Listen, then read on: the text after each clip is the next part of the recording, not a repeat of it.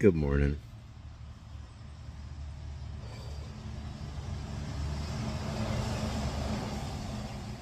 Sitting at my door at the moment, watching the sky change colors a bit.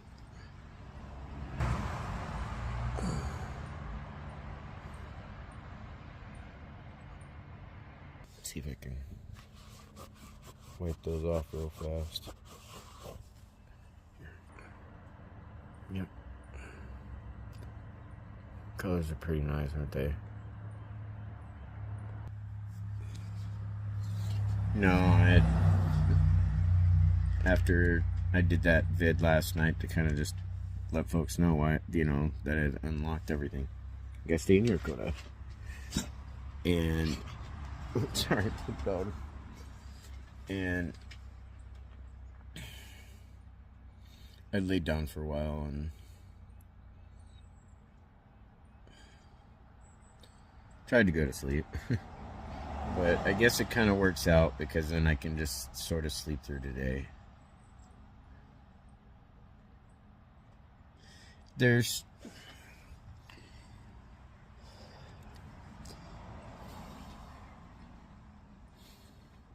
how do I even bring this up?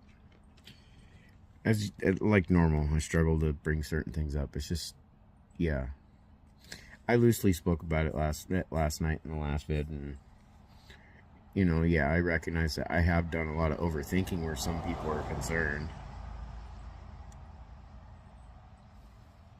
I'm gonna go ahead and slip back inside here. Okay, let's see if I can get up.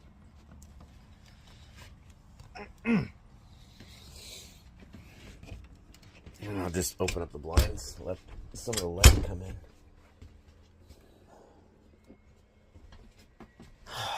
You ever have someone come into your life that you never thought would ever be back in your life ever again? And it was somebody that... Here, hold up, sorry.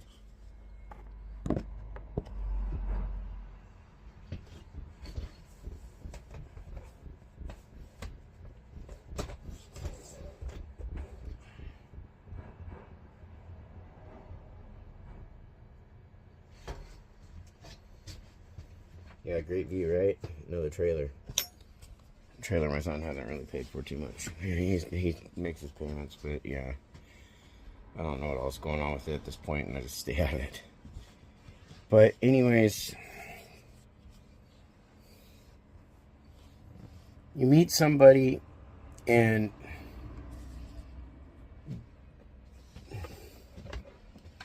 they affect you in ways that you never expected, especially, at an age that, you're for most part, you're just, that's stuff that you didn't think about, but, and so, after you kind of get that last letter, because I still remember the very last letter, it was a,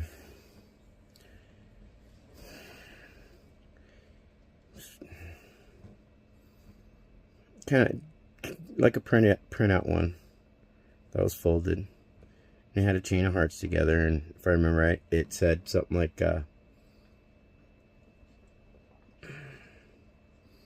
he brought these two hearts together to be as one, something like that. I still remember that. That was the very last letter that I got. And so, I put everything into like a little box. And, I just kind of swallowed my pride, and and just never thought about, not necessarily never thought about that person again. I just never thought that in essence they'd be back in I never expected them to be back in my life. So if you ever been in those shoes where there's somebody really important to you that came into your life, you absolutely fell in love with them, everything, you accepted that, they're gone, that that you just life is how it is, and you just have to keep moving forward. And that's what it was for me. I understood that at a young age. I've always understood that, and a lot of it had to do with some of the messaging that I was taught by my mother and my grandmother.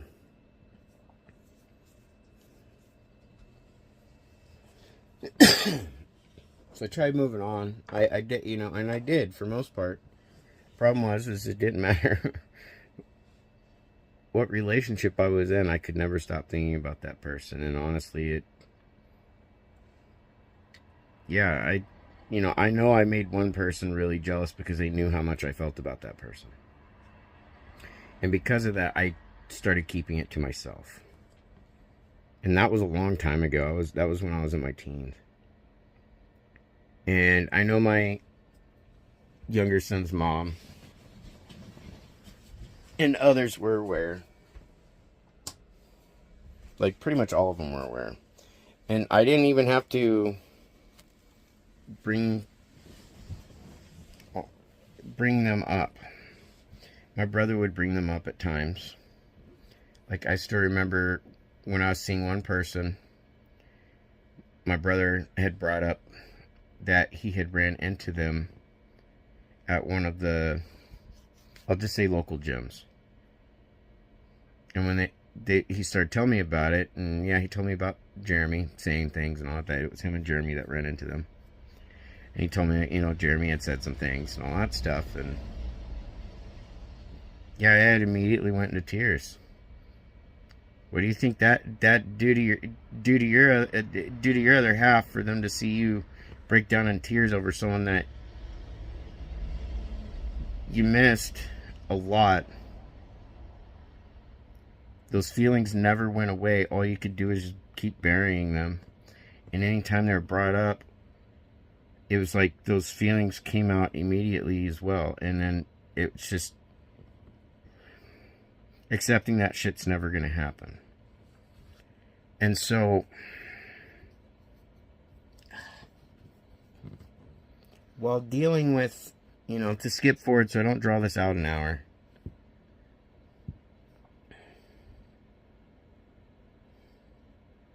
So when I started working on my first book, this was about, at this point, literally by this point, it's been about, because I published my book about 12 years ago. And before that, I had started working on it about 3 or 4 years beforehand. And it was all through nightly, I guess you could say nightly meditation. I would focus on this. And I made sure that I included basically everybody I knew, people I cared about, even people I didn't really, you know, care for too much as, you know, alternative characters, because it was the way I was coping with things in life. And basically when my marriage fell apart, it just sort of pushed that book over into finishing, and I had that typed in just a couple months. It wasn't nonfiction, but it was like I took real life and mixed it into a fictitious type situation.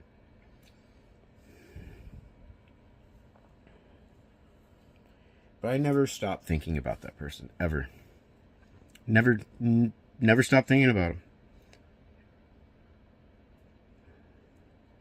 And then after the hospital thing,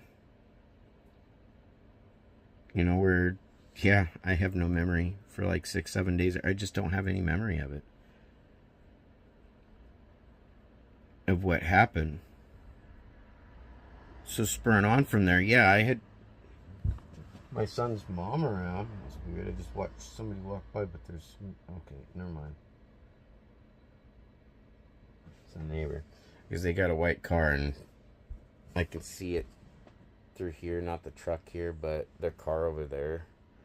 And I saw what looked like a person while I was, wait a minute. But no, I'm obviously giving the Reader's Digest version of everything, because yeah, I never stopped thinking about that person. The emotions never stopped. It's just all I could ever do was bury them and just keep going on. But then all this shit started going on. You know, as I said, this relationship been happening this last 13 years. So I was, yeah, at first, the first couple of years or so, it was great. Then after that, the cheating, breadcrumbing, all of it started beginning. Slowly but for surely, it started getting worse and worse and worse. And the moment I ended up disabled was the moment that, yeah, like, that's when everything started going threefold. And then we get into the house, and then it was no holds barred. And it took a couple years for me to finally lose it. Like, I admit, I recognize I started going crazy. And so through all this shit that's was going on, outside of being able to go outside, go for walks, you know, there on the mountain, the yard, doing all this other stuff, I had started working on my book, my second book. And again, never stopped thinking about a specific person. See, I'm going to include an old picture, not a new picture of them in this, and I hope if they see this, I really hope they don't get mad at me. I really hope they don't get mad at me.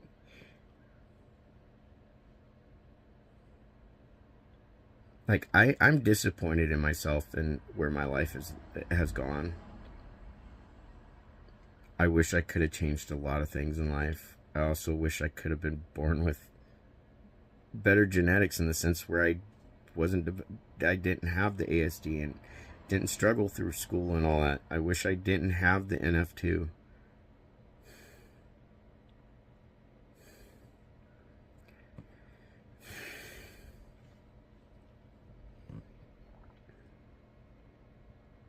To have him come back in my life while I was dealing with all this abuse and everything that's been going on, and then to have them, you know, on my Facebook for that short time, just that short window, and just those couple loose interactions. I was trying to respect that she was a busy person, but I was battling big time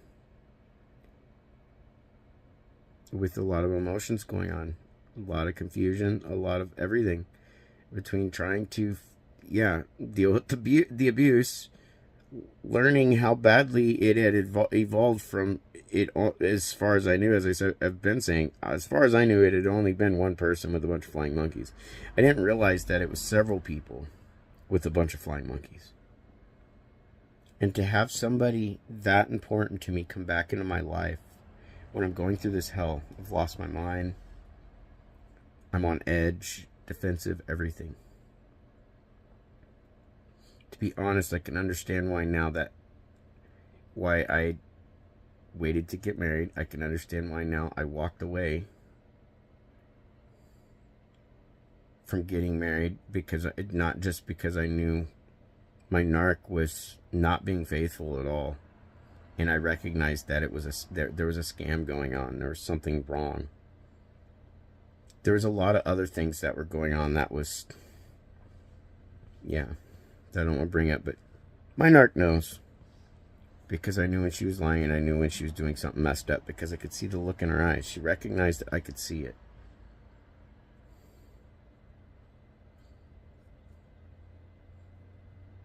But she was also the one that pointed out that we were being watched. I didn't catch it then, because stuff was popping up on even her Roku TV at the time, when I stuck around. And even though by that point I knew everything was over with, because she wasn't stopping what she was doing. She was trying to be more secretive about it, and it wasn't working. I already knew what she was doing. And she had slipped so badly so many times that, yeah, it was just a matter of time before I grabbed my things and I just left like I did. But to have somebody that had meant something to me so... Yes, I loved my son's mom, my high school sweetheart, for damn near 30 years. I loved her the entire time. I still love her. Yet she also knew that, and same with others, they all knew that there's only one person that really held like a massive, massive part of everything. It's just a long time ago, I basically had accepted that I would never get to see them again. So it was like I never would have fathomed even to have had what small interaction I had with them. And I feel bad about how things were going, you know, about how everything was going, and they come back in my life at this time period that it's like, if you only knew how bad and how many years that I have, all I've ever wanted to do was to get a hug from them again.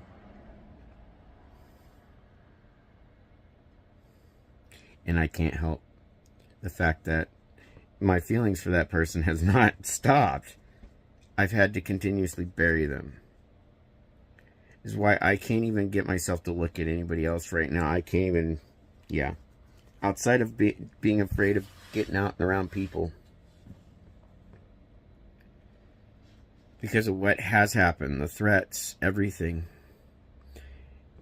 The lack of confidence, all that. It's like, yeah. I'm feeling uncomfortable saying what I'm saying right now because I don't do this. I struggle to communicate these types of emotions, really, to be honest. And I'm afraid, you know, I'm afraid that I'm sorry to her family, and all the different ones that have been watching this channel, about how I've been, and them having to see me the way I've been, especially over the last several months, and them getting, now that all the vids are unlocked, getting to see how it's been for me the last several years. The first vids that I did on this channel was back in 2019, that winter, and I was chopping wood, sharing some of my chores that I was doing on the daily.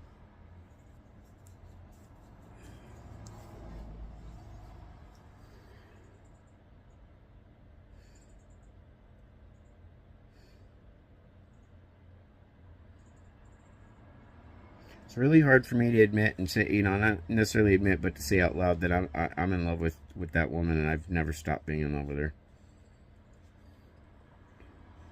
I won't ever stop loving my child's mother and all. I just, this sounds crazy to people and quick.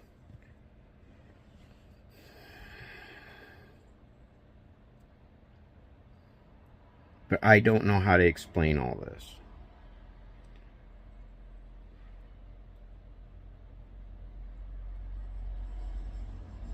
I really don't know how to explain all this.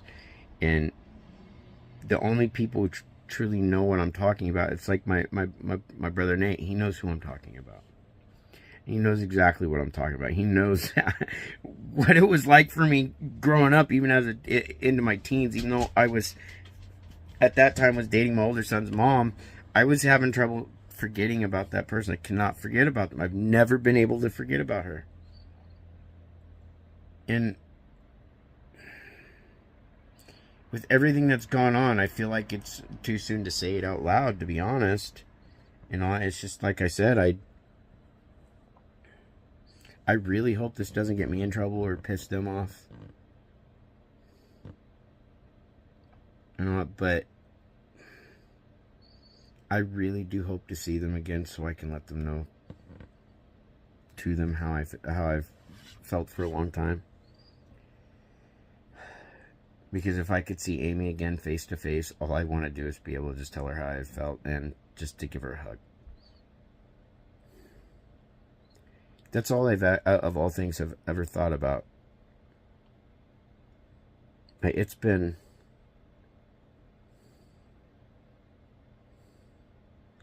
It's going on 32 years since I first met her. And... yeah, it's going on 32 years.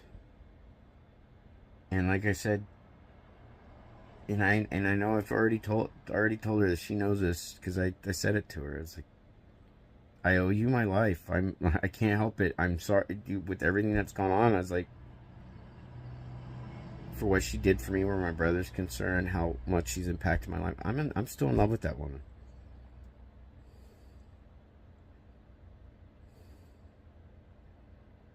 I can't even I can't even look at other people anymore in that way at this point. I really can't. That's why, like, when going to lunch with my brother and he asked me, how, you know, what I thought of the waitress there, I was like, yeah, she's attractive, but I don't know her. It's like the moment that person, like, came back into my life, I feel like a conflicted 11-year-old kid in a 42 going on 43-year-old man's body. And half the time, you know, I already recognize that with what I've been coping with and everything like that. Half the time, I'm probably acting more like a 16, 17-year-old kid, and I don't like that. It's one thing to, you know, be a kid and as an adult and have fun. It's another thing when you allow the negative and bad traits come through. Because those were the coping mechanisms that you had, and you didn't really have any others, and you weren't able to really have any others. And if you did, it was constant neglect, and you were just constantly just sitting there shut down. So Amy, if you're watching this, and if you ever do see this, I hope you don't get mad at me. I'm really sorry about how I responded to a certain situation as well. I'm also sorry to your parents and your family for how I've been.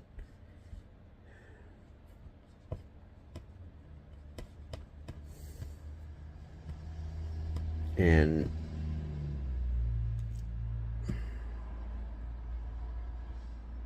the part, I am hoping you do see this. I just really hope you don't get mad at me, and I hope I don't get you or anybody in trouble, let alone myself.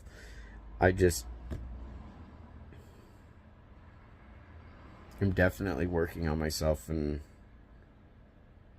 trying to work on a lot of things. I just wish I had more in this life to give somebody like that. So it's like,